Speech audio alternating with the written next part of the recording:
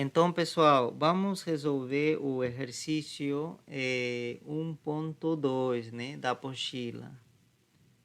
Exercício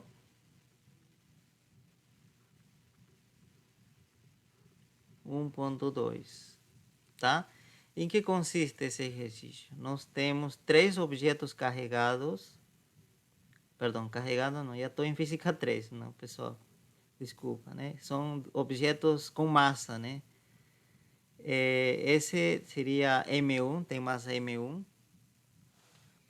Este daqui teria massa M2, tá? E tem outro terceiro que está a uma... existe, né? Uma distância entre essas duas, que seria A. E tem uma terceira partícula, ou terceiro objeto, que está a uma distância 2A, é dizer, o dobro, né?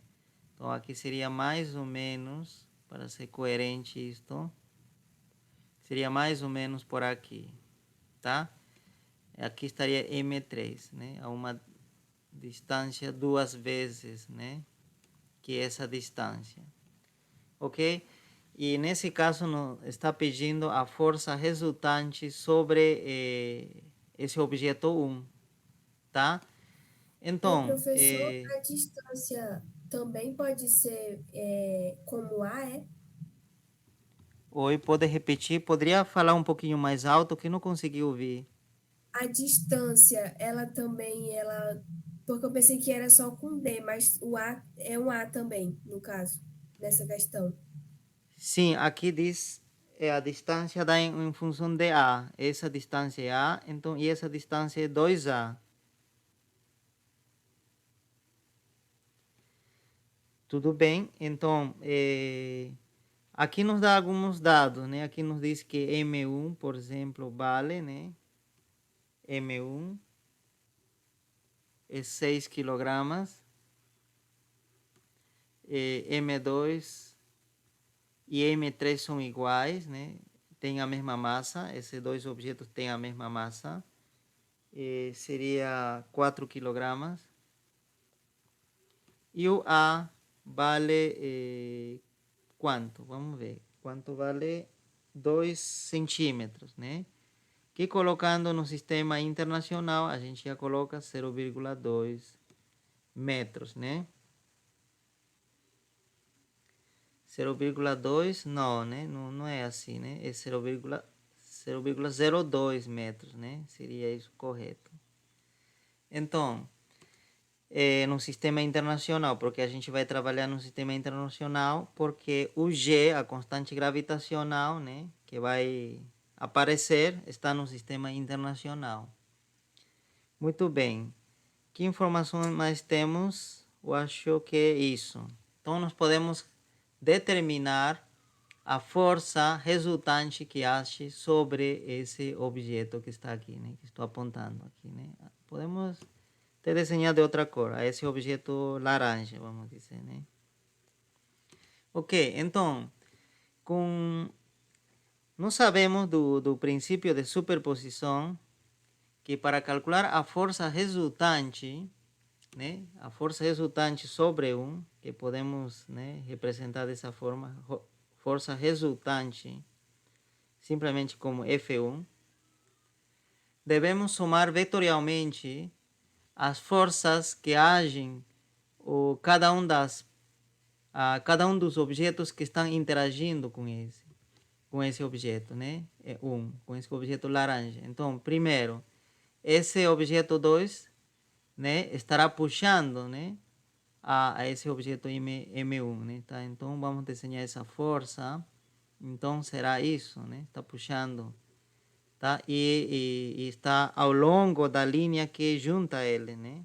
Tá certo? Você lembra que a força também é atrativa, né? Que este objeto está sentindo uma atração até esse objeto, né? Então, vamos denominar essa força, só dar o nome, né, a essa força de 2, 1, que podemos ler dessa forma, seria a força exercida por 2 sobre 1, tá? E podemos fazer a mesma coisa do outro lado. esse objeto estaria puxando a esse objeto laranja, tá? Nessa direção, né? Está atraindo nessa direção, né? Porque ele está aqui, então ele vai atrair, né, ao longo dessa linha que está aqui, né? Então, essa força, agora vamos denotar da seguinte forma: 3,1. Devido ao objeto 3, quem que está causando essa força é esse objeto, e sobre quem está agindo essa força é sobre esse, né? Tá? Então, nós temos essa força e eu coloquei menor. Sabe por que coloquei menor essa força? Acredito que vai ser menor, por quê? Porque ele está a uma distância maior. Você lembra que a força-gravidade diminui com a distância. É inverso, né? Ao inverso do quadrado da distância, né? Muito bem. Então, o princípio de superposição já nos diz que para calcular a força resultante sobre esse objeto, nós devemos somar essas forças parciais, né? Tá? Então, a força resultante deve ser F21 mais F31, tá? Muito bem.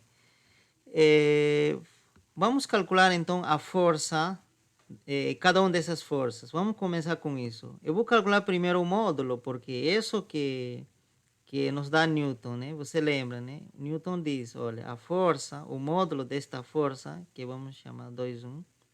Quando é módulo, não escrevo a seta aqui, tá? Porque é módulo, número.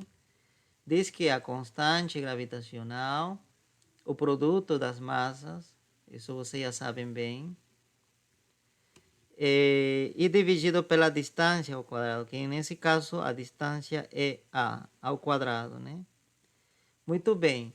Se a gente substituir todas essas informações aqui, vocês já calcularam isso, né? E vocês vão encontrar o seguinte resultado. Eu anotei aqui, mas vocês me corrigem se eu estiver errado, tá? Então, o resultado que vocês acharam, né, para essas forças é o seguinte. Aqui, acredito que era 4,002. Eu acho melhor colocar embaixo aqui.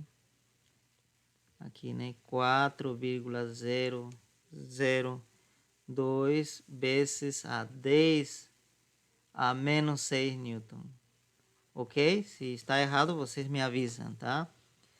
Muito bem, então nós temos essa força. E essa força está apontando para cima, né? Diretamente para cima, porque esse objeto estaria como se fosse, se esse representa o eixo Y, está sobre o eixo Y. Tá certo, né? E esse laranja está na origem, né? E esse seria o eixo X, né? Muito bem. E agora, eu tenho um módulo, né? Eu tenho isso, 2,1, um módulo sem a seta. E como eu encontro isso? Como eu encontro o vetor? Isso é fácil, olha. O vetor. Você lembra que um vetor tem duas componentes? Eu abro parênteses e escrevo dessa forma. Vocês já sabem de física 1, né? Tá certo? Eu colocar dentro de parênteses e precisa estar separados, né? Por uma vírgula. Essas seriam as componentes. Aqui seria a componente X e aqui a componente Y. Quem é a componente X? A componente X é quanto está apontando na direção X. Quanto está apontando? Esse vetor está apontando na direção X ou ele está inclinado na direção X? Nada. Então, nesse caso, a componente X será zero, né? Zero a componente X. E quanto está apontando na direção Y? Esse vetor está apontando tudo isso, porque tudo isso está na direção Y. Muito bem, então escrevo tudo isso. 4,002 vezes a 10 menos 6 newton. Olha, já consegui escrever o vetor força. Aqui já não é módulo, aqui é força, tá? Para diferenciar dessa vírgula que está aqui, eu vou colocar ponto e vírgula para separar as componentes, tá? Muito bem, pessoal. Eu vou usar a mesma ideia agora para esse caso aqui. E então, para esse caso, novamente a lei né, a lei gravitacional de Newton nos diz que, nesse caso seria 3,1, né? 3 sobre 1, seria igual a constante gravitacional M1, não, M1, estou me enganando, não, M1 também, né? Seria M1, esse daqui, multiplicado por esse, M3, dividido pela distância ao quadrado, que seria, então, a distância é 2A. Então, 2A ao quadrado. Muito bem. Se você substituir toda essa informação novamente, né, como você já fez aqui, vocês também encontraram esse resultado. O resultado, né, que eu anotei aqui foi 1,00 outro 0,5, né, vezes a 10 a menos 6 Newton. Ok? Então, esse foi o resultado que vocês acharam, tá? Mas isso daqui, módulo. Tá vendo que quando é módulo não coloco essa seta. Quando coloco seta, já estou querendo dizer que é vetor, então eu preciso ter cuidado. Agora sim, eu posso escrever o vetor como já fiz no outro caso. Então eu vou escrever o vetor, né? Vamos lá, escrever o vetor f, nesse caso 3, 1, tá? Abro parênteses, tá? Vamos escrever novamente, né? Abro parênteses. Agora me pergunto, na direção x, quanto está apontando esse vetor? Porque eu preciso colocar componente x aqui, né? Primeiro me pergunto, quanto está apontando na direção x? Está apontando tudo isso, é dizer, tudo isso que está aqui. Porém, está apontando na direção para a esquerda, né? Para a esquerda. Então, para a esquerda, você sabe que é negativo, é dizer, tem que ser esse valor com sinal menos, né? Então, tem que ser, vamos colocar de outra cor, então seria menos 1,0005 vezes a 10 a menos 6 Newton, tá certo? E na direção y, estou falando desse vetor, tá? Esse vetor. Quanto está apontando? Nada. Não aponta nada na direção y. Não sobe nem desce. Então, é zero. Muito bem. Então, agora sim, olha, já tenho os vetores. É dizer que já posso somar os vetores, tá? Porque a força resultante é a soma vetorial desses vetores parciais. É a soma vetorial, não é soma algébrica, não é somente somar as magnitudes, né? Tá certo? Não pode simplesmente somar isso, não. Tem que ser soma vetorial. É isso que está dizendo aqui. Então, soma vetorial, então eu preciso, significa que eu vou somar isto. Vou somar isso. F21 mais F31. Essa daqui. Justamente essa soma vai dar a força resultante. Isso, né? Esse daqui que é a força resultante. Resultante, claro, sobre o objeto 1, sobre esse objeto laranja. Então, aqui, como somamos vetores? É bem simples, somamos componente com componente, esse com esse, zero com isso. Então, olha, fica simples, né? Menos 1, 0, vírgula, né? 0, 0, né? Esse, tudo isso vezes 10 a 6 newton. De outro lado, a componente y, a gente vai somar isto com quem? Com isto daqui. Esse aqui zero, então vai permanecer isso, né? Aqui precisamos mais espaço, né? Então vai ficar aqui. Também vou colocar ponto e vírgula, melhor para não confundir com as vírgulas que separam as casas decimais. Então aqui vai ficar isso. Tá certo, pessoal? Então esse seria o vetor resultante. E na questão está pedindo o vetor resultante. Então você deveria responder é isso. Esse é o vetor resultante. Claro, você pode depois se perguntar, e quanto é a magnitude dessa força? Quanto vale, né? Quanto é a magnitude? Então, aí você simplesmente escreve F1, né? F1. F1 sem a seta, né? Porque sem seria magnitude. E para calcular a magnitude, você usa a fórmula que se parece ao teorema de Pitágoras, né? Como é? Seria a primeira componente ao quadrado, é dizer, isto ao quadrado, né? Menos 1,0005 vezes 10 a menos 6 newton ao quadrado, mais a segunda componente, ou a componente y, ao quadrado, 4,002 vezes 10 a menos 6 newton ao quadrado. Tá? Então, essa seria a magnitude dessa força. Tá? A magnitude. Então, você vai fazer esse cálculo e vocês também já calcularam isso, né?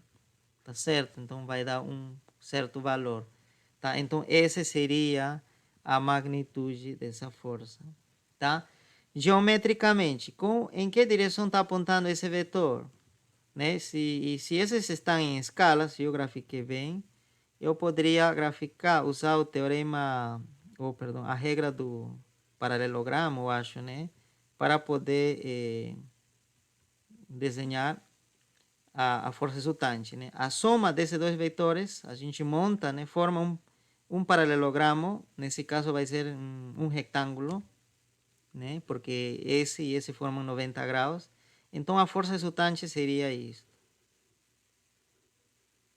Tá certo? Então, F 1, se a força resultante sobre 1 seria isso. E por isso que como este daqui, olha, este daqui forma um triângulo retângulo, muitas vezes você poderia usar também o teorema de Pitágoras para resolver esse problema. Outra forma, né? Acho que alguém de vocês resolveu, tá? É usar o teorema de Pitágoras, né? Olha, esse aqui seria um cateto e este daqui outro cateto, que você já sabe quanto vale, né? E você usa o teorema de Pitágoras e você encontra o módulo. E praticamente esse teorema de Pitágoras coincide com essa fórmula, né? Ok, pessoal? Então, é dessa forma que se poderia resolver esse exercício. Para finalizar, tá? Teve uma pergunta, né, em relação a como manipular a grandeza que está na notação científica, né? Como mexer com as vírgulas. Vamos com um exemplo. Imagina que eu tenho uma quantidade física H que se pode escrever da seguinte forma: 1, ou está assim, né? 1,47,75 por exemplo, né? Vezes a 10 menos 6 metros, por exemplo, metro, né? Uma altura, uma profundidade, alguma coisa. Está em metros. Ok. Na notação científica é bom colocar este coeficiente, que seria essa parte que chama coeficiente, esse número, se esteja entre 1 e 10. Tem que estar entre 1 e 10. Tá certo? Não deve passar 10. E aqui está mais que isso. Está 147. Não está nesse intervalo.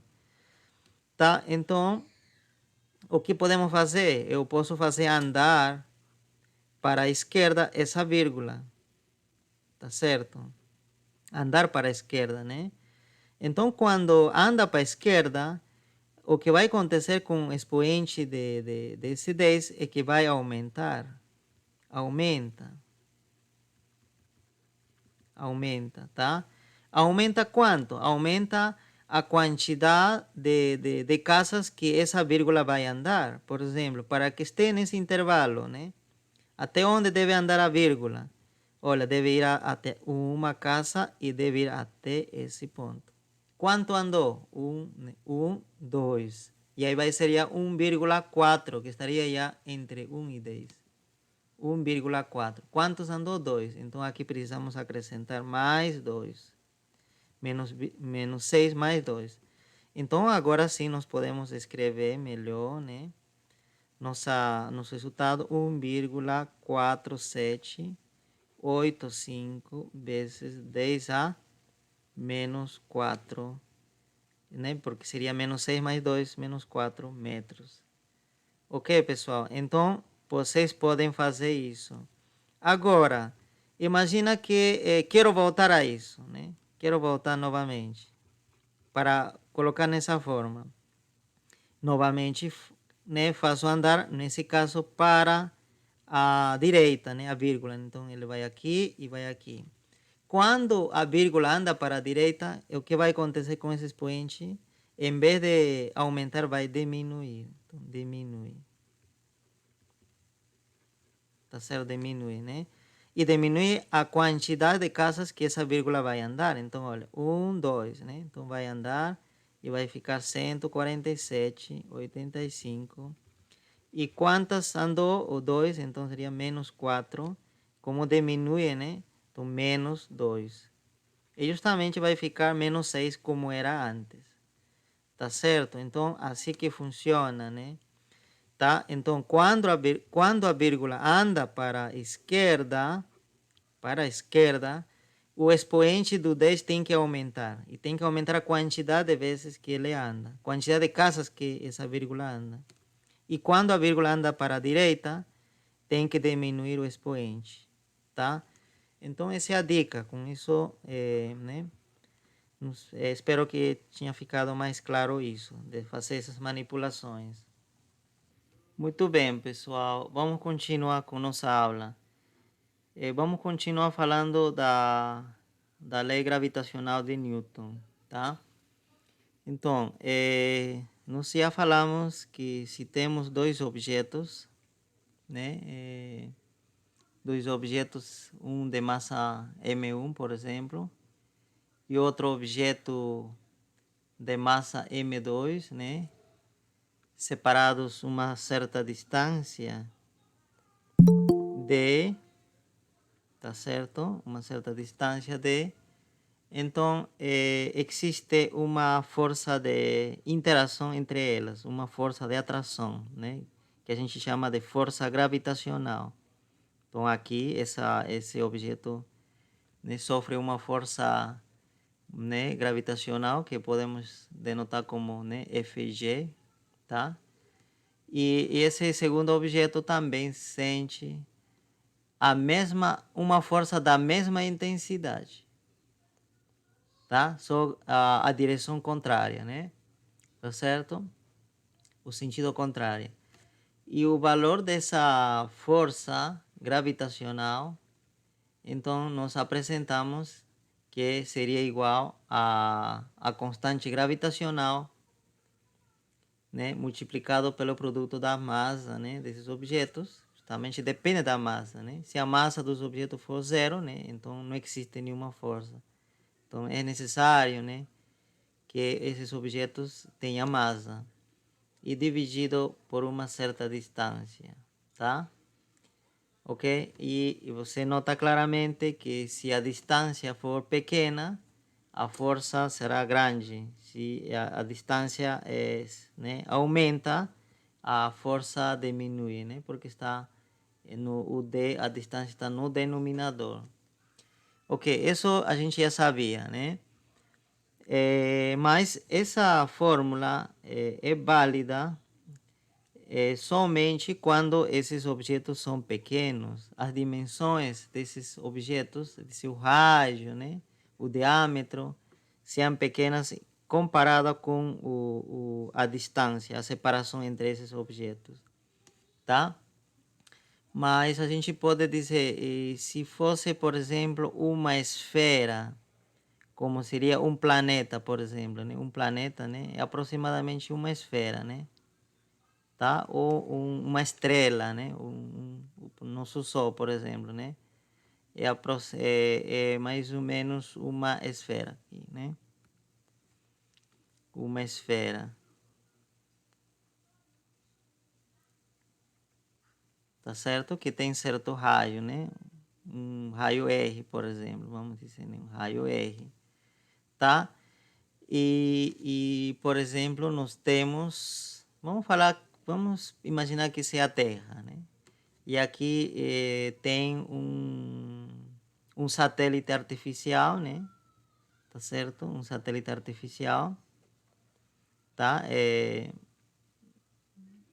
Aqui, né? Um satélite artificial, né? De comunicações, por exemplo, né? De TV, né? O outro, né? Então, esse satélite artificial, vocês sabem que está também girando em torno né, da Terra, né? Está circulando, né? Tá certo? Está circulando, tá? Então, a gente quer saber agora como esses objetos interagem, tá? Nesse caso, né, a gente não poderíamos aplicar diretamente essa fórmula, porque esses objetos, ou pelo menos esse objeto, é decir, a Terra, já não tem dimensões pequenas. O raio, né, é grande, né? Você sabe, né? O raio da Terra é grande. Então, já é comparável com essa altura, né, a que se encontra esse satélite, né? Vamos dizer essa altura seja, né, uma altura H, né, a partir da superfície, né, uma altura H. Então, H e o raio da Terra estão na mesma ordem de grandeza, né? Tá certo? É dizer que não podemos dizer que a H é muito grande que R, não. O raio também é grande, né? Tá certo? Então, nessa situação, a gente precisa ter muito cuidado, tá? A gente não aplica isso por enquanto, mas a gente vai dar um jeito de aplicar isso, tá? É exatamente assim, né? Não se aplica, porque o D aqui era a separação desses objetos, né? A separação. Nesse caso, a separação desses objetos seria, parece que fosse H, né? Ou seria H na verdade, né? Só que devido a que esse objeto tem uma estrutura, tem um raio grande, tá certo? Então, a força gravitacional, nesse caso, a força gravitacional que sofre, por exemplo, esse satélite, né? Tá certo? Vai ser a magnitude dessa força gravitacional vai ser, né? G, a massa desse objeto, né? Que podemos da Terra nesse caso, né? M maiúscula. E vamos supor que a massa desse satélite artificial seja M minúscula, então bem parecido a isso, né? Agora a mudança vem aqui. Então, aqui, em vez de ir a H, que seria a separação desses objetos, seria, na verdade, a distância desde o centro do planeta até o objeto. Tá certo? Então, olha, desde esse ponto até esse ponto, que distância tem? Existe uma distância R, né, que seria o raio, tá certo? O raio, né? Aqui, para não criar confusão, eu vou mudar esse R que está aqui, né? Esse é o raio, né? Nessa direção, né? Tá certo? Então, como é uma esfera, o raio em todas as direções né? É igual, a dizer, a distância do centro do planeta à superfície é o mesmo, né? Dado que é uma esfera, né? Então, aqui era R, aqui também R. Então, olha, daqui até esse ponto, tá certo? A esse ponto, tá? Já é R. E se você acrescenta essa altura, então você vai ter R mais H. Então, esse D que está aparecendo aqui deveria ser substituído, então, por R mais H, tá? E tudo isso você tem que levar ao quadrado, tá? Muito importante, tá? Então, aparece, né, o R, a influência do R na força gravitacional, tá? Então, e a direção da força que recebe esse satélite artificial deve ser, né, a direção deve ser de modo que aponte ao centro do planeta, ao centro da Terra, né? É decir, não poderia ser uma força assim, né? Nem poderia ser uma força para esse lado, não, tem que ser apontar diretamente ao centro, né?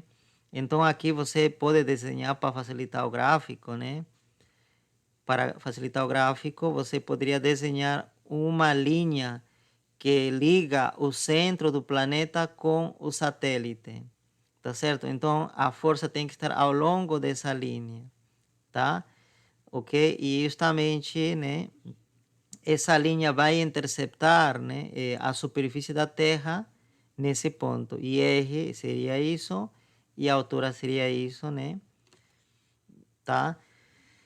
Muito bem. Então, nós precisamos fazer esse ajuste quando o planeta, ou quando o objeto já tem dimensões né, grandes, né? Quando eu falo dimensões grandes, estou me referindo ao seu volume, né? A seu diâmetro, a seu rádio, tá?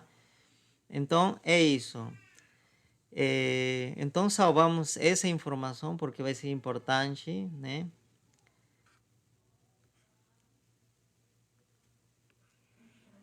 Então, a partir de agora, para planetas, nós devemos usar esta fórmula aqui, tá? Que vai substituir isso, ou seria isso, só que a diferença estaria em que esse D agora inclui o rádio do planeta. Porém, eu preciso fazer uma observação aqui. Isso que eu estou falando funciona somente para uma esfera. Se já for outro objeto, por exemplo, for um objeto, né, por exemplo, né, podemos dizer um disco, por exemplo, né, um disco, né, tipo uma galáxia, por exemplo, né, uma galáxia tem a forma de disco, né, as galáxias espirais, né, tá certo, é um disco. E nesse caso, esta fórmula não serve mais. Tem que ser, tem outra fórmula. É dizer, para, vamos dizer, tem uma galáxia, né? E vai interagir, né? Com algum objeto que está por aqui, né? Não sei, algum objeto, pode ser uma estrela, né? Então, com certeza, ela vai sentir uma força de atração, né? Devido a essa galáxia, né? Então existe uma força gravitacional, mas essa força gravitacional já não vai ser dada por essa fórmula. Precisamos fazer uma integração de integral dupla, ou depende, integral tripla, não sei, mas uma integral múltipla para poder resolver o problema, para poder encontrar essa força gravitacional, porque já não vai ser isso, tá? Então a observação é a seguinte: essa fórmula também, né, funciona somente se for esfera. Se essa forma muda, se achata um pouco ou se alonga, né, um pouco, já né, para essa fórmula não funciona mais, tá? É preciso outras fórmulas, tá? Mas aqui a gente não vai tratar com esses objetos achatados, né? Vamos trabalhar com o nosso planeta, né? Que nosso planeta, então, é aproximadamente esférico. Então, vamos tratar com objetos desse tipo, tá? Pelo menos nessa disciplina, né? Tudo bem. Então, agora, o que eu quero saber é o seguinte: como se comporta a força gravitacional, então, ao redor da Terra, né? A força gravitacional ao redor da Terra. Ou melhor, com que aceleração, então, caem os objetos quando estão nas proximidades da Terra, né? Tá? Então, isso que a gente vai entender agora, né? Então, vamos falar. Vamos apagar isso daqui. Eu acho que a gente não precisa mais, tá? Então, aceleração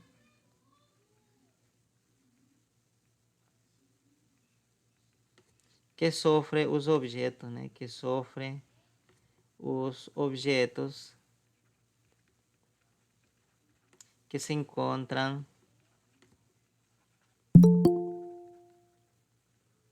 nas proximidades da Terra.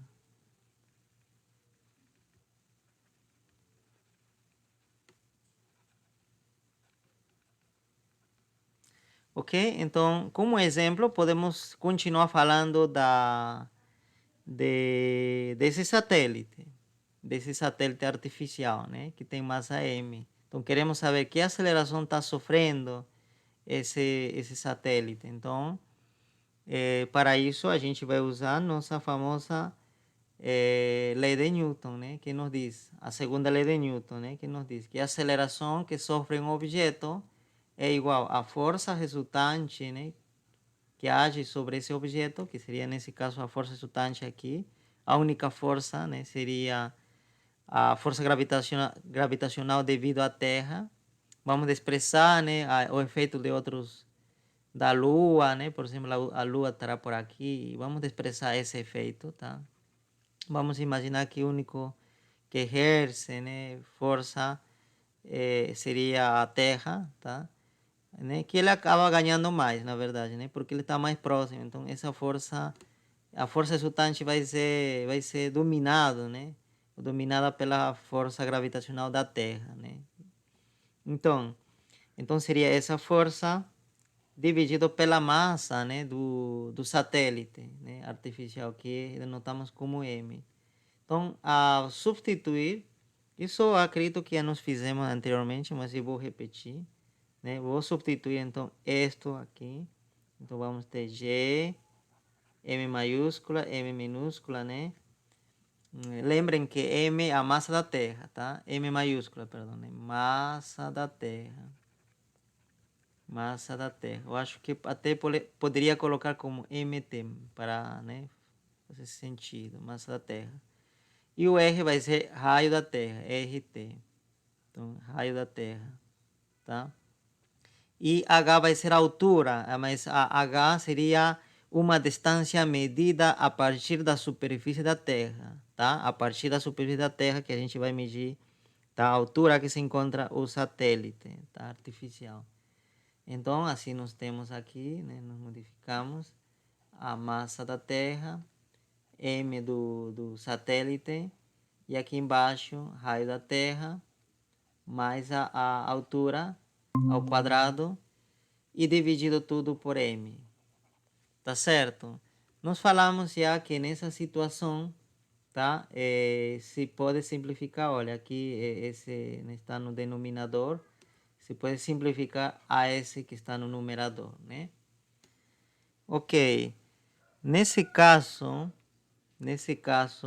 estamos considerando em que o satélite, né, tem de dimensões também pequenas, né? Então aí não faz muita diferença se seria, esse H seria desde o centro do satélite ou seria, né, da asa do satélite, né? Não faz diferença, né? Mas aqui eu vou generalizar, tá? Essa fórmula para o caso em que nós temos dois objetos esféricos, tá? Tem uma esfera aqui, tá? De raio R, tá certo? De raio R. E aqui tenho outro objeto esférico também, né? Não estou conseguindo desenhar uma esfera bonita, né? Tá? Então, outra esfera. Vamos chamar agora que esse seria R', né? Tá? De raio diferente, não precisa ser igual a essa. Então, a força gravitacional, né, que sofre qualquer um deles, né? Então, vamos dizer esse objeto, né? Tá? A força gravitacional vai sentir, vamos dizer que sente é o centro, tá? É dizer que vamos supor que a força age no centro desse objeto e aponta na direção ao centro do outro objeto. Assim, né? Tá certo? Então, a força gravitacional justamente está ao longo da linha que une os centros, tá? Então, nesse caso, tá? Então, a força seria o seguinte, a constante gravitacional, a massa, vamos dizer, do primeiro, vamos agora chamar de M1, e esse de M2, tá? Aqui vamos chamar raio de R1 também, então, esse aqui seria R2, então seria M1, M2, né, produto, e dividido, nesse caso, pela distância entre os centros desses objetos. Entre os centros. Então, o que podemos fazer aqui? Então, vamos supor que a separação, nesse caso, a separação seja H. Vamos também chamar de H, a separação. Então, a separação seja H. É dizer, distância entre superfície e superfície. tá certo? E aqui embaixo deve ir a distância entre o centro. Então, será como? Aqui haveria eje 1, né? Desde o centro até essa superfície, eje 1. E depois vem H. E depois vem eje 2, né? A partir de aqui até esse centro seria eje 2. Então, mais eje 2. E isso ao quadrado, né? Então, nesse caso, a fórmula seria isso, tá? Quando os dois têm dimensões, né? Dimensões grandes, tá? Raios grandes, né? São esferas e tem raios grandes. A fórmula seria isso, tá? E a força, não esqueçam, deve estar ao longo da linha que junta o centro desses objetos, tá? Ok? Em nosso caso, aqui, claro, um deles é pequeno, por isso que H, tá certo? Só aparece H. O R2 já não aparece porque podemos considerar que o raio é zero, né? É pequenininho. Então, aqui zero, justamente, se anula essa parte, aí fica só R do primeiro, que seria RT mais H. Ok? Então, isso seria em geral, tá? Mas, novamente, válido somente para esferas. Esferas. Se não for esferas, já for, né? Diferente de esfera, achatado, alongado, não funciona mais essa fórmula. Tudo bem, tá? Alguma pergunta a mais? Aí vocês me avisam, tá? Muito bem. Então vamos voltar a nosso assunto aqui, né? Vamos separar. Eu vou separar isso daqui, né?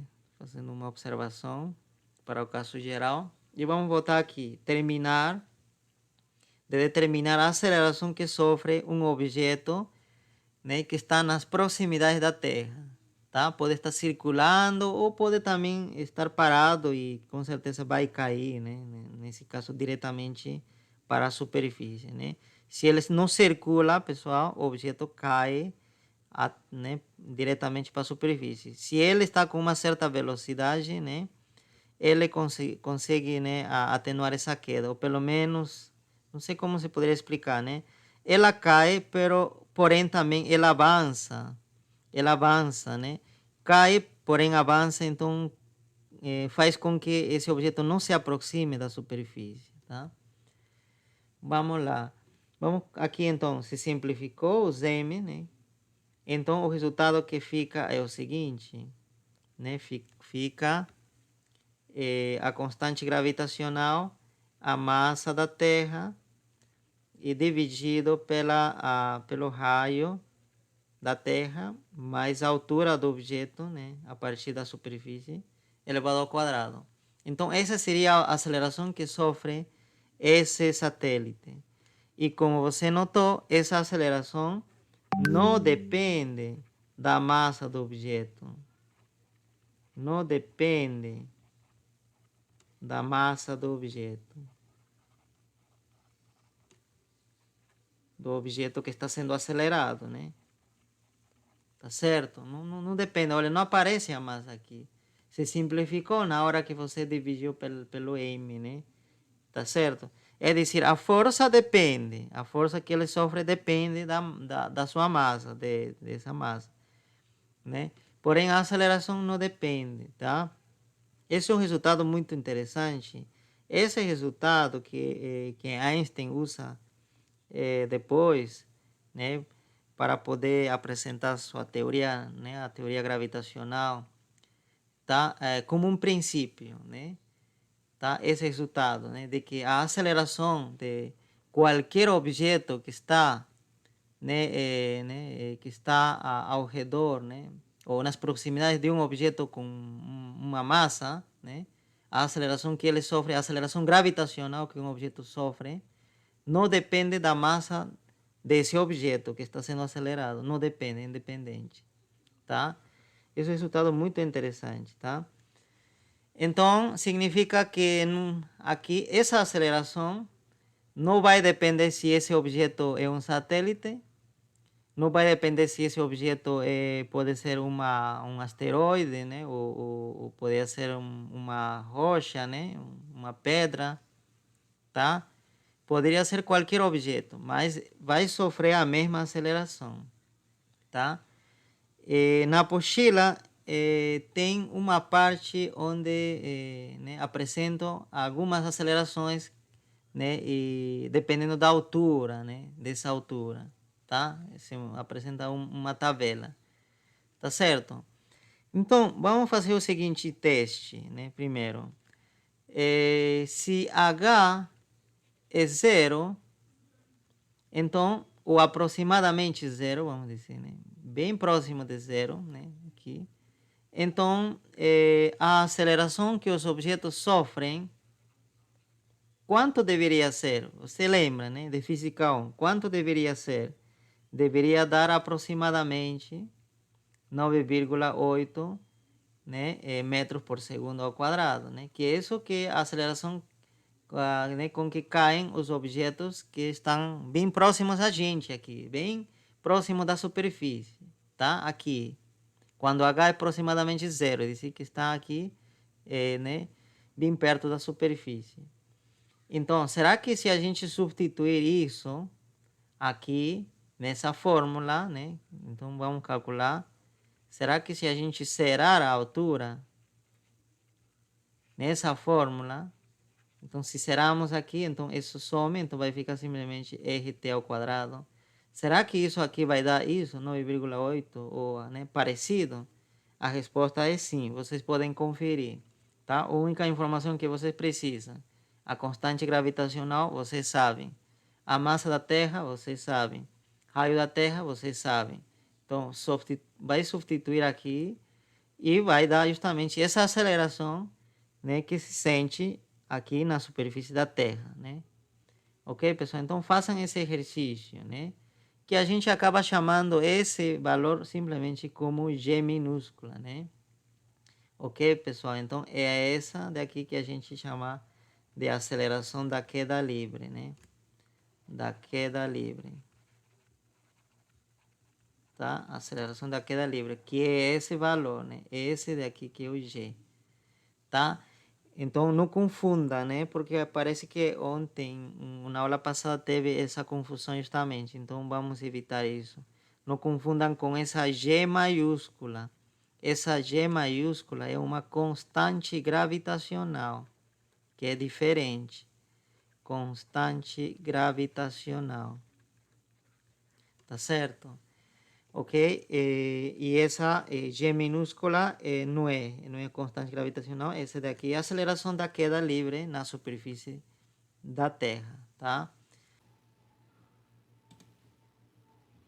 Ok, pessoal. Aqui, então, nós temos alguns exemplos dessa aceleração, tá? Ok, na superfície da Terra, tá? Que seria uma altura zero, né? Essa coluna representa a altura, tá? E aqui vou colocar a aceleração nessa respectiva altura. E aqui algum exemplo, né? De que objeto poderia estar nessa altura. Aqui na superfície média da Terra. Por que média, né? Aqui fala média. Por quê? Porque a Terra não é esférica totalmente, né? É um pouco achatada. Então aqui diz superfície média, tá? Então, não é em todo lugar que vai ser esse valor, né? Tem lugares em que vai ser 9,81, outro vai ser 8, 8,2, 8,3, né? Dependendo do lugar, né? Porque também tem as montanhas, né? Alguns lugares estão mais a nível do mar, tá? Outros um pouco mais alto, né? Então, tudo isso pode interferir nessa casa decimal. Ok, se a gente subir um pouco, né, né, subir a uma montanha, por exemplo, o Monte Everest, aí a altura seria 8,8 quilômetros, é dizer, SH, que seria 8,8 quilômetros, tá? Todas essas quantidades estão em quilômetros. Então, nessa altura, você precisa mostrar que a aceleração, é dizer, esse valor, tá? Essa equação vai dar esse resultado, 9,8, né? É dizer que a aceleração já diminui, né?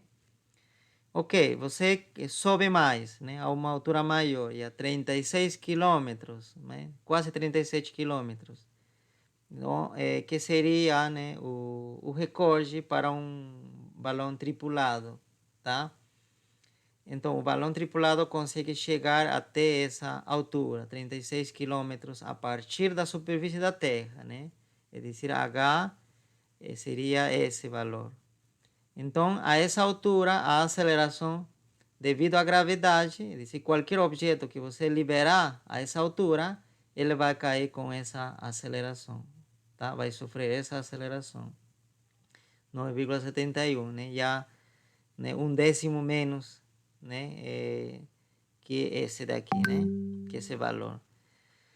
E se você subir um pouco mais, órbita do ônibus espacial, né, o ônibus espacial também orbita a Terra, então ele orbita aproximadamente 400 a 400 quilômetros a partir da superfície da Terra, tá? Essa distância que é 400 quilômetros, tá? Então a essa altura já a aceleração já desce a esse valor, né? Tá certo? Já diminui já uma unidade, né? Em relação a isso, né? Uma unidade menos, né? Tá? Então os objetos já caem mais devagar, né? Tá certo? Nessa altura, tá? E, e quando estamos já no satélite de comunicações, na altura, né? A que eles orbitam, o satélite de comunicações, de TV, ou, né? Do celular, né? Que estão circulando a Terra, né? Eles estão a essa altura.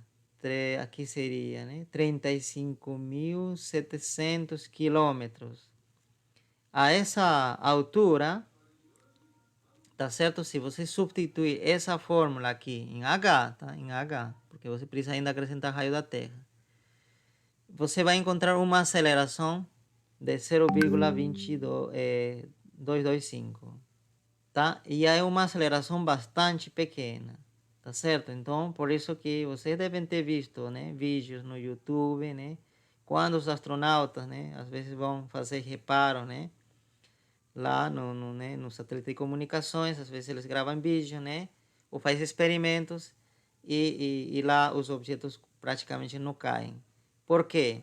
Porque a aceleração é muito pequena, tá certo? Objetos para que consigam cair, né? Pegar talvez o piso, né? Da nave, eles vão gastar mais tempo, né?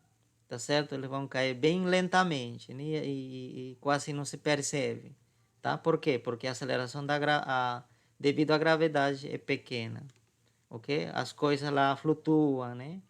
Tá? Vocês podem até assistir isso no YouTube, tem muitos experimentos, né? Feitos a essa aceleração, né? A essa altura. Isso, e acontece fenômenos bem interessantes, tá? Ok,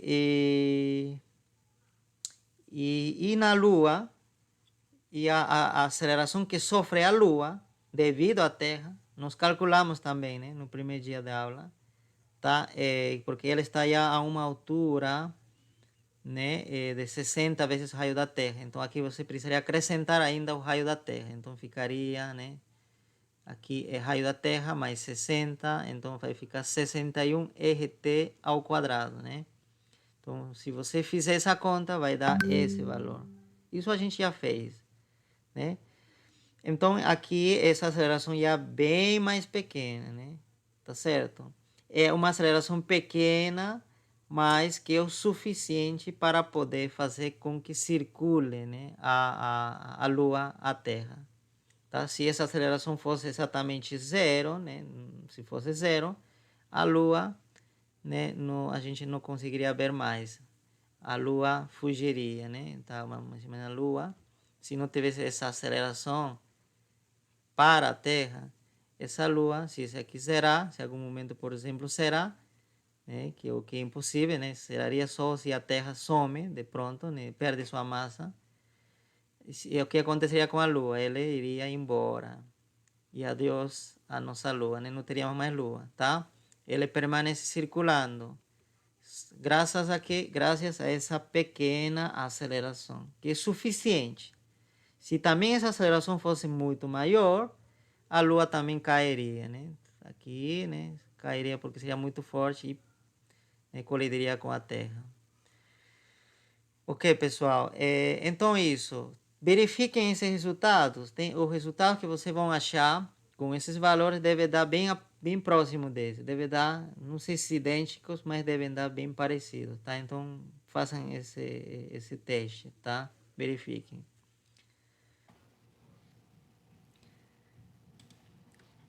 Então, vamos começar com um assunto bastante importante, tá? Que seria a energia potencial gravitacional.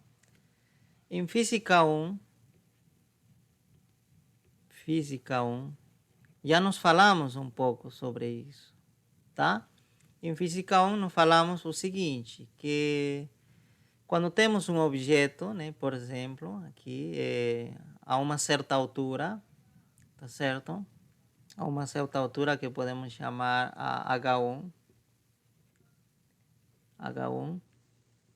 tá? Ela tem uma energia potencial, você lembra, né? A energia potencial, que era dado pela seguinte fórmula, era a massa, né, do objeto, o G, né, a aceleração da queda livre aí, que era, a gente sempre tratava com 9,8 metros segundos ao quadrado, né, e a altura, né, e essa altura era em relação à superfície da Terra ou em relação a qualquer nível, né, podia ser qualquer nível, podia ser o nível da mesa ou de um banco, não sei, né, ou tá? Algum nível. Não precisava ser necessariamente em relação à superfície da Terra, tá? Mas a gente pode considerar como que fosse em relação à superfície da Terra aqui, nesse caso, tá? Então seria H1, tá? Essa era a fórmula da energia potencial. E se esse objeto se levantava a outra altura, tá certo? O que a gente precisava fazer, a gente precisava fazer um trabalho, né? A gente precisa, né, aplicar uma força nessa direção para cima, né, apontando para cima, porque teria que vencer a força da gravidade, né? Essa força externa, né? Pelo menos teria que ser da mesma, né, magnitude ou um pouquinho mais que essa força da gravidade para poder vencer e elevar esse objeto para cima, né? E quando levanta esse objeto, essa pessoa está fazendo um trabalho, né? Trabalho externo. E aí você se pergunta, se ele está fazendo trabalho, o que significa trabalho? Significa que a pessoa está dando energia a esse objeto. E aí você diz, aonde vai essa energia? Essa energia vai, a energia potencial, se transforma em energia potencial, né? Então é armazenada como energia potencial. Então significa que nessa altura a energia potencial já seria, olha, a energia que era aqui mais o trabalho, né? Era assim que a gente determinava. E nessa altura justamente a fórmula da energia potencial continua sendo o mesmo. A fórmula, né? A cara, né? Continua sendo o mesmo, só que como é outra altura, aqui a gente já está a uma altura, vamos chamar a uma altura H2, né? Uma altura maior, H2, tá certo? Então essa energia potencial justamente é maior que essa, né? É dizer que quando a gente levanta o objeto, né, vai subindo, a energia potencial vai aumentando. Por quê? Porque sempre vamos fazendo um trabalho positivo, né, para poder levantar esse objeto, né? Tá certo? Vamos fazer um trabalho, significa que trabalho é dizer que estamos dando energia a esse objeto, tá? Estamos doando energia. Então, onde se armazena? Se armazena na energia potencial, tá? Então, isso que a gente sabia de física, física 1, agora estamos em física 2, tá? E qual a diferença? Em física 2, não estamos trabalhando somente com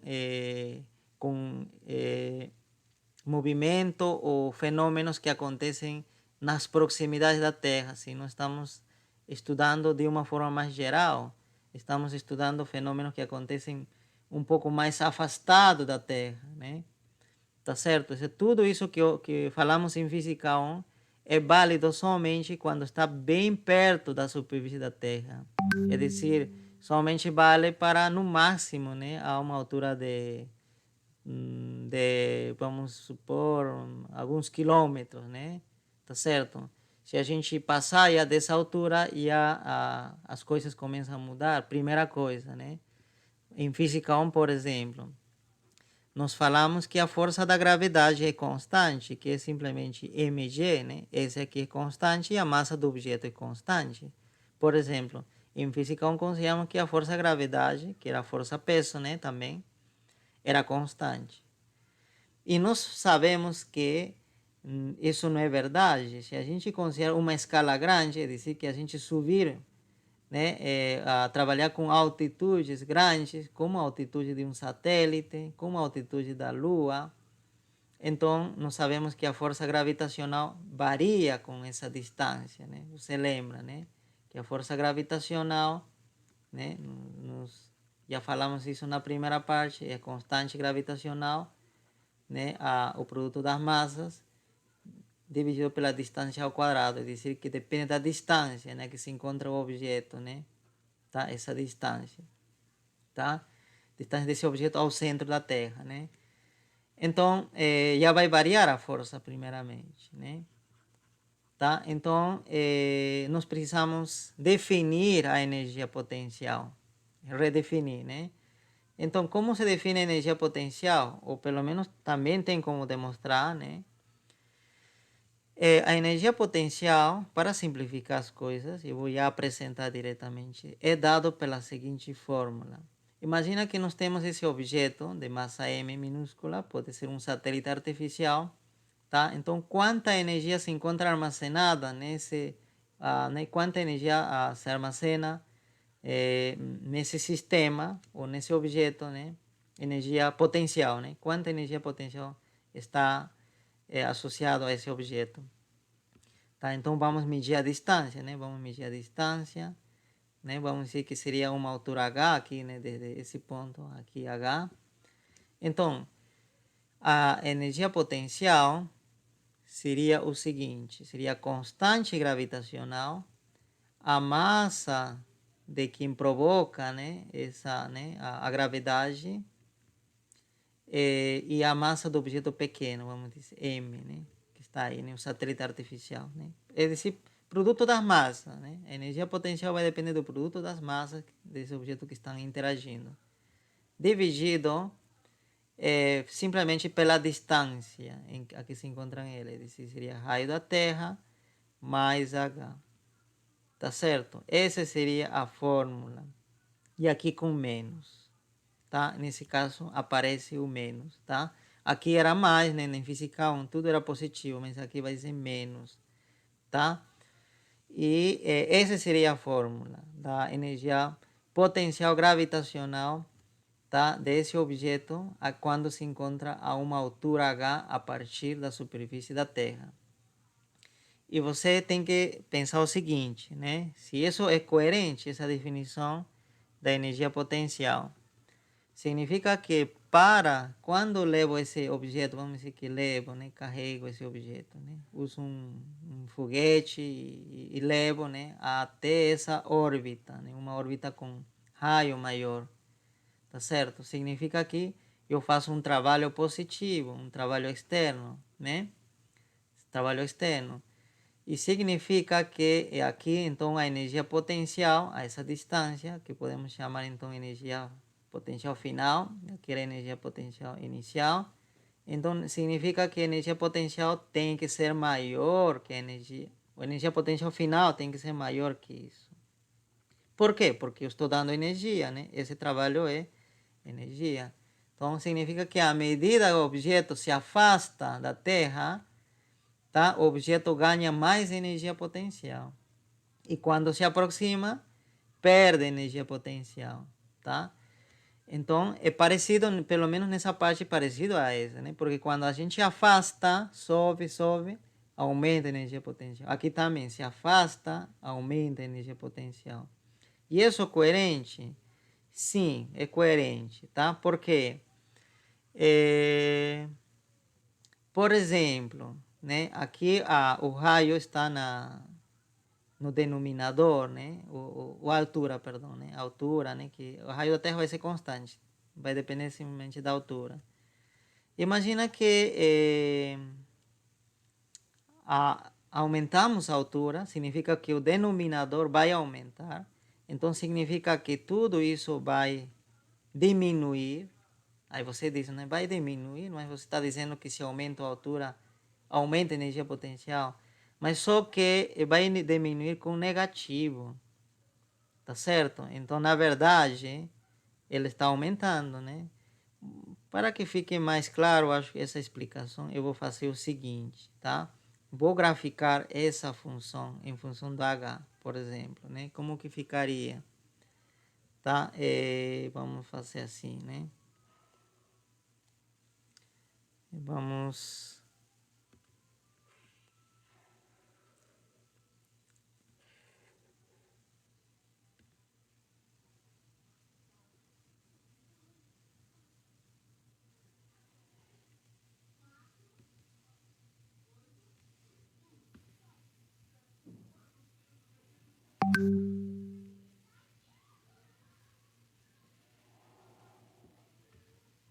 Então, esse daqui vai ser o H, tá certo? O H. Tá, o H, então, olha, H começa a contar não a partir daqui, né? H começa a contar a partir daqui, né? Vamos... Então, esse aqui, H, tá certo? Então, H0 justamente significa que estamos aqui na superfície, né? Na superfície, né? Então, e esse eixo aqui, vamos chamar de eixo, esse eixo de laranja, vou chamar de eixo, onde vou colocar o valor da energia potencial, O, né? Tá? Então, é isso. Que tipo de função é esse? Essa função seria o seguinte, olha, quando H vale zero, qual seria o valor da energia potencial, né? Se H é zero, estamos na superfície da Terra. Então, a energia potencial seria o seguinte, seria menos G, a massa da Terra, M, né, massa do objeto, né? Vamos dizer, esse objeto está na superfície da Terra, simplesmente pelo raio da Terra. Tá? Então, essa quantidade, olha, o G é positivo, as massas são positivas, o raio é positivo, então com esse menos fica negativo. Então, corresponderia a um gráfico aqui, a um ponto por aqui, porque, olha, H0 e aqui estaria a energia potencial negativa. Tá certo? Agora, quando vamos aumentar H, o que vai acontecer é isso, olha. O gráfico vai ser isso. Tá? Vai ser dessa forma o gráfico. Significa, olha, se H aumenta, o que acontece com a energia potencial? A energia potencial aumenta desde esse valor que é bem negativo e vai, né, tendendo a ser zero. Significa que se H tende a infinito, é dizer, que esse objeto se afasta e vai até o infinito, então o que acontece com a energia potencial? Significa que esse número vai ser extremadamente grande. Se você divide, por exemplo, 1 com um número extremadamente grande, vamos dizer esse número, você pode testar na sua calculadora. Um número, ou pode ser aqui qualquer número, 87, por exemplo, mas um número pequeno, e divida por um número grande, o que vai acontecer com essa operação? Vai tender a zero, vai dar 0,0000. E se aumentar esse número mais, ele vai tender mais a zero ainda. Significa que a energia potencial tende a zero quando H é muito grande, que é compatível, o que justamente está mostrando esse gráfico. Tá certo? Olha, se H tende aqui, né, um número grande, o que acontece com a energia potencial, que representa, né, essa curva, tende a zero. Você vai se grudando, né, a essa altura que é zero. Tá certo? Então, em Física 2, a gente vai tratar a energia potencial com uma quantidade negativa. É negativa a energia potencial, tá? É uma quantidade negativa, tá? E ela é mais negativa quando está mais perto da superfície. E ela vira menos negativa à medida que vão se afastando. E que ela se fique menos negativa significa que ela está crescendo, né? Tá certo, pessoal? Tá? Justamente, olha, aqui era menos negativa, adotava esse valor aqui. Esse era, né, o valor mínimo, tá certo? Tá? E a partir daí começa a crescer. E tende a zero quando nos afastamos totalmente do planeta. Ele vai longe, vai a outra galáxia, vamos dizer, né? Esse satélite, né? Vai, sai do sistema solar, melhor, né? Acho que exagero outra galáxia, né? Só bastaria sair do sistema solar, então a gente já considera que H é muito grande, né? E então a energia potencial lá é zero. Tá certo? É zero. Então, essa seria a energia potencial máxima. Diz que a energia potencial zero é o máximo. E qual a energia potencial mínimo? Mínimo é menos esse valor que está aqui. Ok, pessoal? Esta informação que estou passando para vocês é importante, porque vai ajudar a resolver alguns problemas que tem na apostila. Que é, por exemplo, diz, né, um objeto se afasta, né, de um planeta, né, e lá no infinito, quanto será sua energia potencial? Você já sabe. Quanto vai ser? Vai ser zero. Ok? E quanto vai ser a energia potencial na superfície do planeta, ou nesse caso da Terra? Será este valor que está aqui. E a qualquer altura, será esse, né? A qualquer altura, aqui você coloca a altura que você quer e resolve. Ok, pessoal? Então, esta é a fórmula que a gente vai usar, né, agora, tá? Só completando o seguinte, né? Vamos completar a ideia. Se, né, se temos dois objetos com massas M1 e pequeno nesse caso, tá? Vamos voltar a objetos pequenos, né? E eles estão separados uma distância R, vamos dizer, uma distância D, melhor, né? D. D. Muito bem. A energia potencial nessa situação continua sendo isso. Seria o G, a constante, né, gravitacional, e o produto das massas. Só, em vez de ser aqui RT mais H, que era, né, justamente era a distância, né, entre esses objetos, a distância do centro do primeiro objeto até o segundo objeto. Nesse caso, vai ser simplesmente essa separação, D. Ok? Então, é isso, né?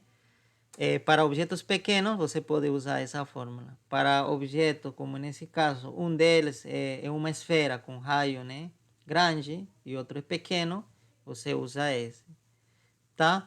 Mas se outro objeto também tem raio grande, você vai acrescentar aqui o raio do outro objeto, né? Mais o raio do segundo objeto, como a gente fazia com a força, tá, pessoal? Não se confundam. A energia potencial já é inverso simplesmente a distância. Já não precisa o quadrado, já não aparece o quadrado aqui. A força sim, mas aqui não tem esse quadrado, tá? É simplesmente D. Ok? Não é que está errado, não. Aqui é simplesmente D e aqui também não aparece expoente 2, tá? Ok, pessoal. Então, com isso, tá? Eu acho que a gente poderia já aplicar para resolver algum exercício, tá? Então, pessoal, vamos resolver um exercício usando aplicando a energia potencial gravitacional, tá? Mas antes disso, eu preciso comentar o seguinte: lembrar da conservação da energia, né? A energia mecânica, né? A energia mecânica, né, representamos com a letra E, é conformada pela soma, tá? Da energia cinética, que representamos pela letra K, e a energia potencial. Nesse caso, a energia potencial gravitacional. Justamente isso, né? Estamos falando isso. Então, significa que se não tem forças dissipativas, tá certo? Que possam tirar energia, tá? Justamente o que vai acontecer aqui é isso, que não vai ter forças dissipativas, tá?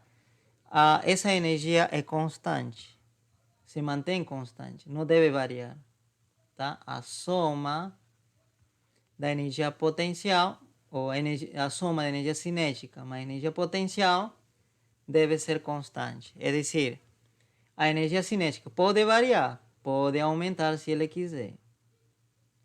Porém, a energia cinética ou a energia potencial tem que diminuir. Se a energia cinética aumenta 10 joules, a energia potencial tem que diminuir menos 10 joules para compensar, para que essa soma se mantenha constante. A energia cinética pode diminuir, claro, se ele quiser, pode diminuir. Mas a energia potencial, nesse caso, tem que aumentar. Tá certo? Tá? Isso que significa, por exemplo, posso dar um exemplo. Temos algum objeto aqui, né? Tá? Algum objeto, né? Do espaço que está aí se aproximando da Terra. Significa que nessa posição tem uma energia potencial, vamos dizer, energia inicial, e tem uma energia cinética inicial também. Imagina que ela está se aproximando, né? Se está aproximando e vai colidir, por exemplo, em algum lugar, pode ser, vamos pensar por aqui, tá? Com a Terra, esse objeto.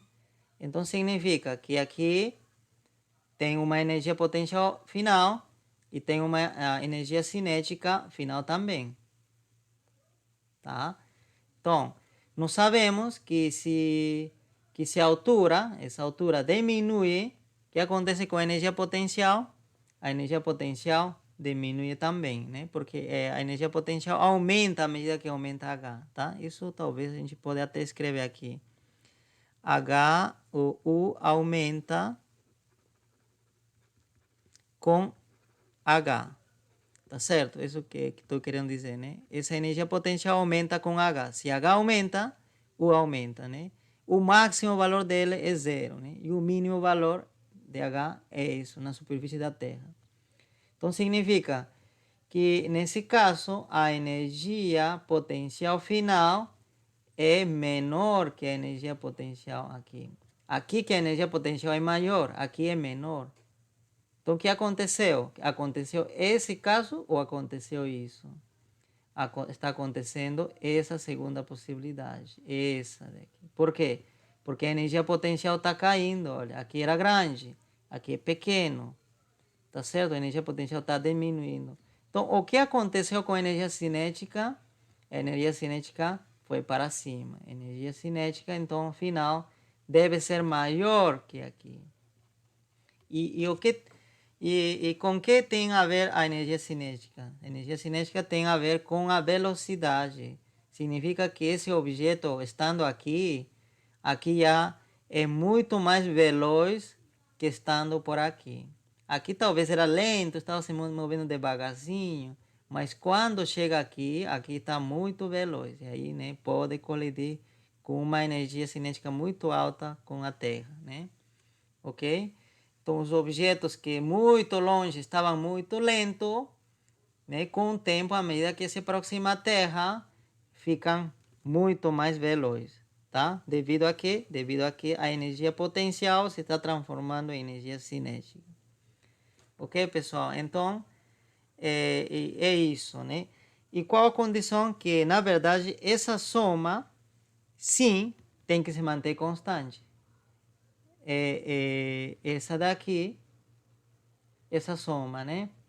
Essa soma tem que se manter constante. Esse aqui, por exemplo, pode ser que seja 100 joules. E aqui tem que ser, continua sendo 100 joules. Tá? Ok, pessoal? Isso seria o princípio de conservação da energia, o teorema de conservação da energia. Tá? Na ausência de forças dissipativas, se conserva a energia mecânica.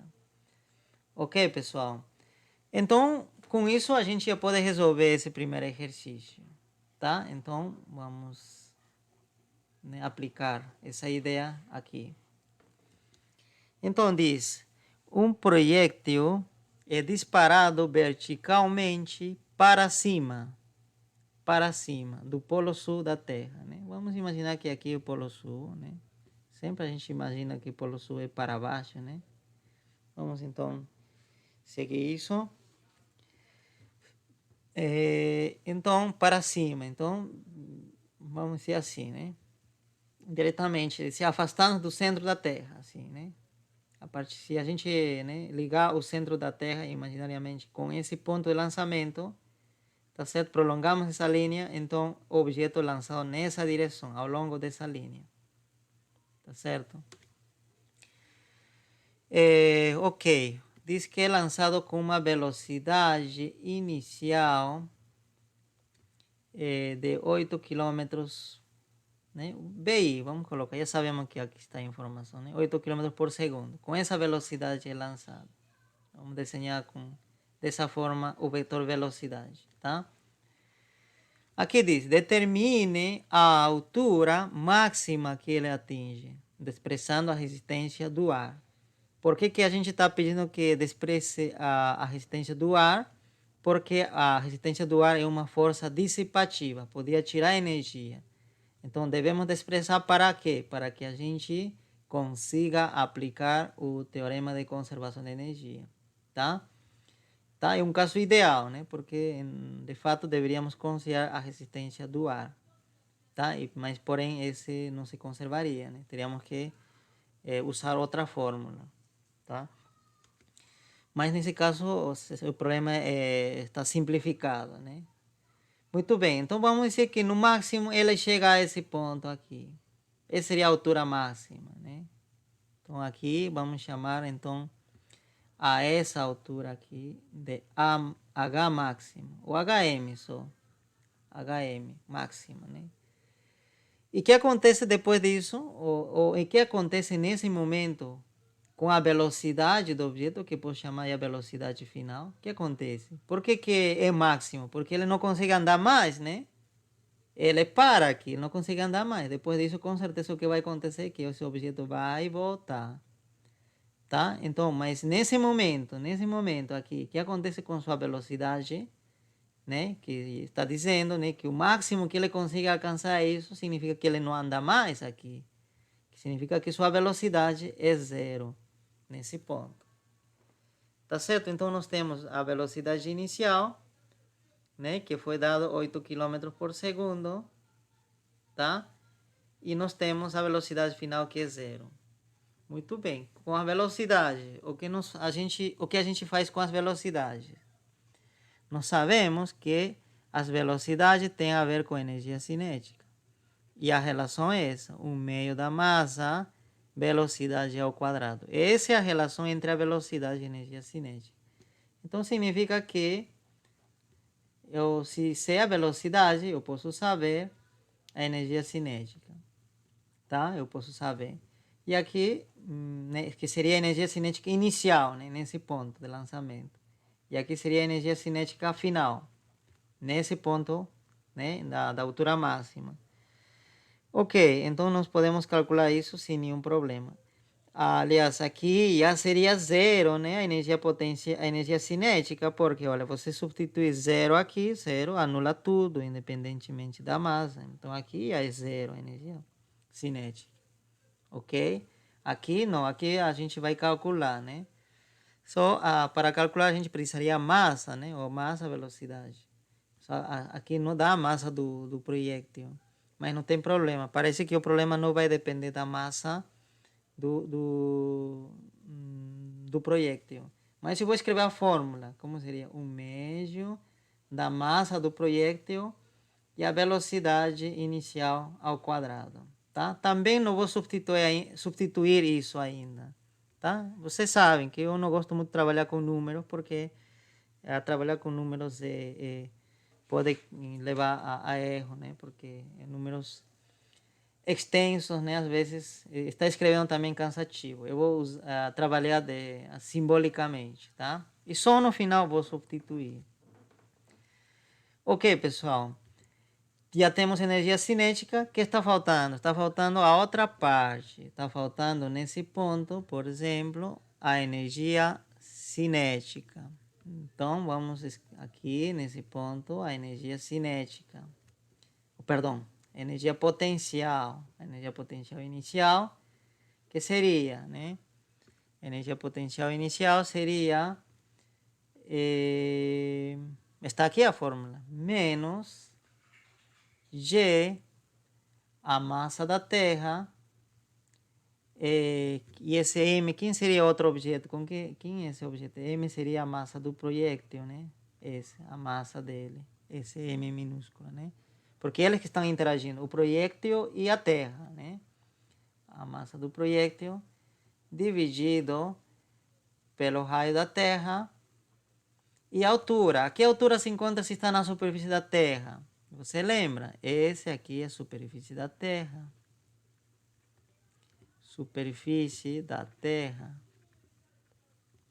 Então, H0 significa... Opa, aqui eu errei, né? Aqui seria simplesmente RT. O raio da Terra, né? Estamos dizendo H é 0.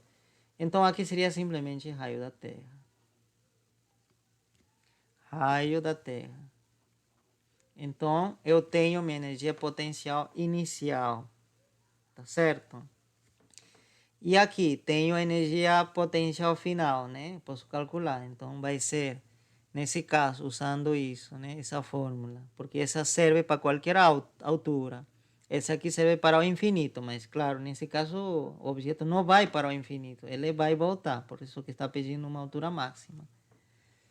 Então, seria menos G, a massa da Terra, a massa do projétil, e o raio da Terra e a altura. A que altura se encontra? Justamente a incógnita, né? HM.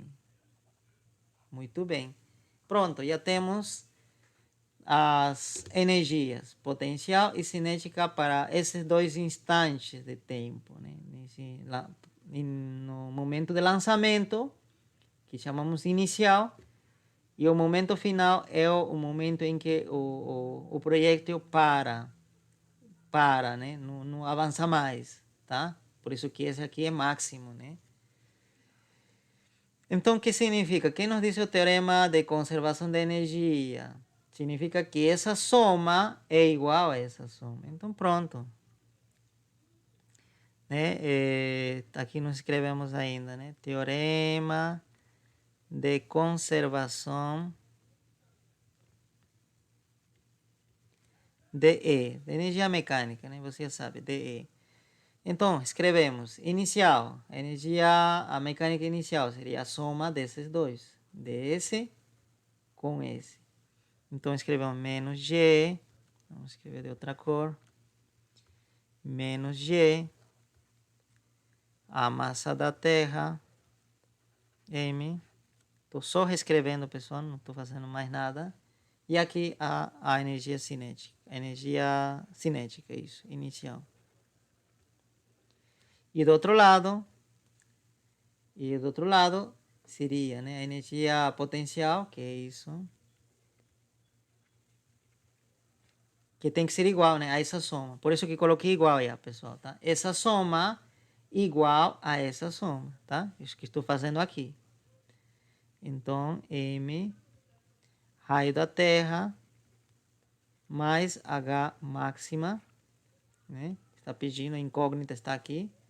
E mais energia cinética, que é 0. E não adiciona aqui, então já tiro daqui, não precisa mais. Pronto, então eu preciso resolver isso. Primeira coisa que noto aqui, tá certo? É que todos os termos têm M, olha. Aqui aparece M, aqui aparece M e aqui aparece M. Então eu poderia colocar em evidência esse M. Tiro, né? Aqui separo, aqui M. E do outro lado também tiro esse M e coloco em evidência. Então aqui fica a multiplicação, aqui coloco em evidência, né? Tá certo? Porque todos têm M. E esse M vai passar a dividir aqui e vai se simplificar. Então, a primeira coisa é se desfazer do M, que não é parte, né, do do enunciado, né? Não é dado, né? E na verdade nem precisa. Muito bem, então é isso. Uma vez que a gente faz isso, apagamos então já esse M, não precisamos mais. Agora é resolver essa equação. Onde está a incógnita? Está aqui. Está SH incógnita. Tira os parênteses aqui. Muito bem. Aqui tem um menos que está me incomodando. O que eu posso fazer? Multiplico a todo por menos 1. Se multiplico por menos 1 a todo, o que vai acontecer? Todo vai mudar de sinal, todos os termos. Aqui vai virar mais. Aqui vai virar menos. E aqui justamente como queria virar mais. Tá? Essa parte vocês podem fazer com mais paciência, tá? Agora sim, olha, aqui tenho a incógnita no denominador. Eu gostaria que ficasse no numerador. Tem duas maneiras. Eu vou fazer, eu acho, o melhor seria fazer o seguinte, olha. Esse aqui, novamente eu vou colocar em parênteses, eu acho. E esse aqui também eu vou agrupar em parênteses. Este daqui pode passar a multiplicar ao outro lado e já ficaria no numerador. Né? Se vai a esse lado, vai ficar assim. Raio da Terra mais HM, tá? Vamos colocar desse jeito, HM máximo. Pronto, já ficou no numerador. Então apago de aqui. E esse que está aqui, que está me atrapalhando, passo a esse lado dividir. Então colocamos, né, uma linha bem grande, porque essa expressão grande. Então G, massa da Terra, raio da Terra, menos 1/2 velocidade inicial ao quadrado, né? Eu acho que é isso, suficiente. Então agora sim apago isso, né? Que já passou a dividir o outro lado. Tá multiplicando, né? Passou a dividir. Agora eu tenho somente isso, tá? Somente isso. Tá ok? Então, pronto, né? Acho que até já posso tirar os parênteses, não preciso mais. Aqui ficou então raio da Terra mais HM, né? Acho que a gente poderia ajeitar ainda, né? Raio da Terra mais HM. O que eu quero? Simplesmente HM. Então, esse raio da Terra passa ao outro lado, né? E passa restando. Então, como estava aqui com mais, passa ao outro lado restando. Pronto, pessoal. Consegui isolar HM. Tá vendo? Um pouco de álgebra, né? Então, agora sim, cheguei a esse ponto. Tá vendo que eu não me compliquei a vida substituindo valores, né? Levando números grandes, escrevendo tanto as unidades, nada, né? Só agora que eu vou substituir e encontrar o resultado. Tá, pessoal? Então, recomendo vocês fazer isso também. Tá? Só aqui, né? Substituir o G, a massa da Terra, que vocês já sabem. O raio da Terra aqui, a velocidade inicial que está aqui. E raio da Terra novamente aqui, né? Então, esse resultado deve dar positivo, claro, né? Se der negativo, está errado, né? Tem que dar, o H tem que dar positivo, por quê? Porque tem que estar assim, positivo, né? Tem que estar a altura, né, acima da superfície. Se dá negativo, você poderia interpretar que está, né, está entrando no planeta, mas não, se você lança para, né, para cima, como que entraria para o planeta? Não teria sentido, né? Ok, pessoal? Então, H, esse resultado deve dar positivo. Verifiquem. Então, para finalizar, eu vou deixar esse exercício para vocês. Resolver o exercício 1.4, ok? Mas se vocês quiserem variar, né? Vocês podem procurar ou algum outro exercício, né? No livro de Typler ou no Halliday. Tá? E vocês podem me apresentar também. Eu aceito, tá? Então é isso, pessoal. Para a próxima aula, tentem, né, fazer isso e terminar isso também, tá? Esse daqui, fazer essa conta, tá? Alguém pode apresentar né, como que ele manipula, né, aqui, quando substitui, né, como que ele faz essas contas, como simplifica as unidades, né, e como fica o resultado final, tá? Então, na verdade, tem esses dois exercícios, né? Terminar isso e resolver esse exercício 1.4. E se quiser, pode pegar do livro também, tá? Para variar um pouco mais o conteúdo, os exercícios, né? Ok, pessoal, então era isso, né, por hoje. Então vamos descansar, a gente se vê na próxima aula.